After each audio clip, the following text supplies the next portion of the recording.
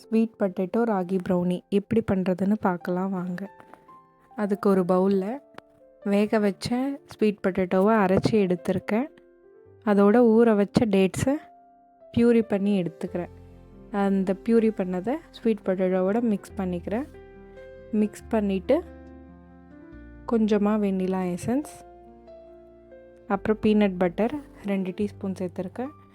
இதையும் நல்லா மிக்ஸ் பண்ணிவிட்டு மெல்ட் பண்ணி வச்சுருக்க பட்டரை மிக்ஸ் பண்ணிக்கிறேன். இதோட வெட் இன்க்ரீடியன்ட்ஸ் மிக்ஸ் முடிஞ்சிடுச்சு. இப்போ ட்ரை இன்க்ரீடியன்ட்ஸ் சேர்த்துக்கலாம். Baking powder, ragi flour, cocoa powder, அப்புறம் பிஞ்ச் சால்ட் சேர்த்து நல்லா ஜல்லிச்சு வச்சுக்கிறேன். ஜல்லிச்சதும் ஜென்டலாக மிக்ஸ் பண்ணிக்கலாம். வெட்டும் ட்ரையும் மிக்ஸ் பண்ணுறப்போ ஸ்லோவாக மிக்ஸ் பண்ணிக்கலாம். ரொம்ப ஃபாஸ்ட்டாக மிக்ஸ் பண்ண வேண்டாம்.